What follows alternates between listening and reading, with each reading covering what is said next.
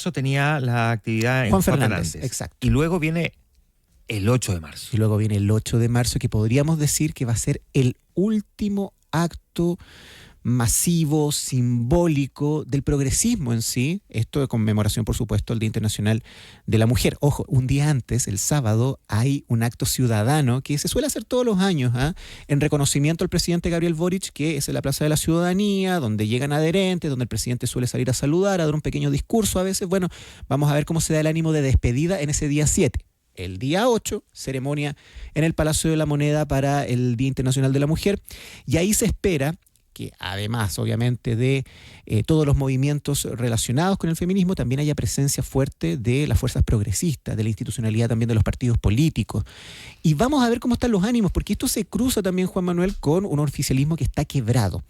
Se ha planteado, y así lo dijo la ministra vocera de Gobierno, Camila Vallejo, esta semana, que se va a concretar este cónclave de cierre ya de las fuerzas progresistas para reflexionar acerca de estos 4 años y ver cuál es el ánimo de articular una oposición medianamente unida para el gobierno de José Antonio Kast. Bien sabemos, y esto lo hemos conversado harto, que no vamos a tener una sola oposición.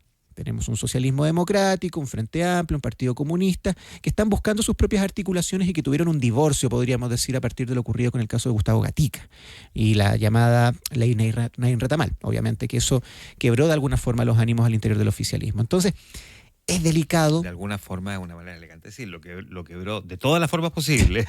Sí, pero también hemos visto que si no era esa ley, Juan Manuel, probablemente iba a ser otra cosa. Sí, si ánimos de pegar con chicle nuevamente esta alianza, que por lo demás el presidente le puso ganas desde lo discursivo. Lo dijo en varias oportunidades, que aspiraba a tener una gran alianza progresista en cada conclave de Cerro Castillo, donde llegaban desde la DC hasta el Partido Comunista, ese mensaje se repetía.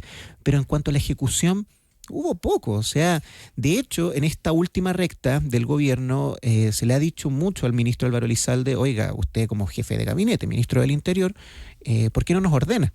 Bueno, la verdad de las cosas es que ya se perdieron un poco las esperanzas en relación a conseguir ese orden.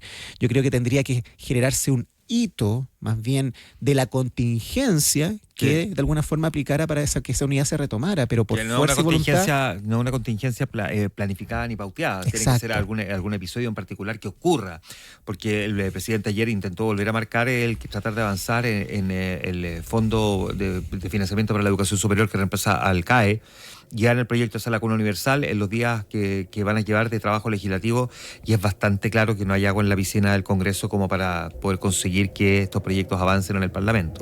Tanto así, Juan Manuel, que yo escuchaba las últimas declaraciones del próximo ministro de las Express, José García Ruminot, y él ya absolutamente claro de que ninguno de estos dos proyectos cuenta con la venia del futuro ministro de Hacienda, Jorge Quirós, que planteó: hay que sacar los cálculos de nuevo. O sea, no hay ningún piso, no hay ninguna posibilidad.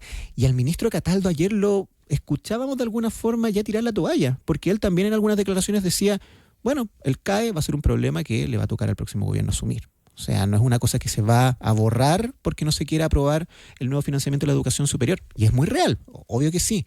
El tema es que estamos diciendo, o sea, el gobierno está planteando al menos en estos últimos días que no hay voluntad política en relación a dos proyectos que son sumamente importantes para su agenda, pero que en el fondo todas las fichas se le pusieron en los últimos días. O sea, digamos que en el caso del FES, este gobierno, cuyos principales dirigentes fueron dirigentes estudiantiles, que pelearon por la gratuidad en la educación, que lograron en algún momento conseguir ciertos avances relevantes, hayan postergado hasta el final de este mandato el presentar el proyecto del FES.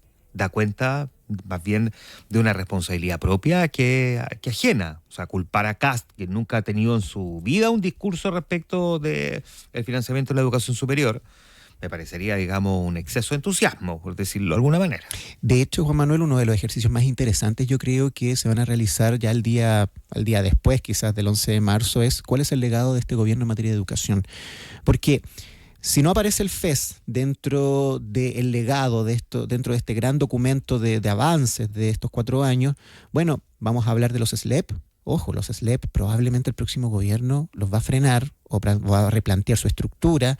Hay muchos que están planteando la necesidad de volver a la municipalización.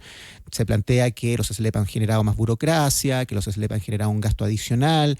Entonces, hay todo un debate que probablemente va a desencadenar nuevas reformas en materia de educación que van a significar retroceder para la óptica de este gobierno en lo que se había avanzado. Y obviamente aquí nuevamente nos citamos en el tema de las expectativas. O sea, tú lo dices, desde el punto de vista simbólico estamos hablando de un gobierno que llega con las banderas del movimiento estudiantil. ¿Cuánto de eso efectivamente uno puede decir, mire, todas estas expectativas, todas estas consignas que estaban en las marchas, hoy en día se cumplieron? La verdad es que no están así.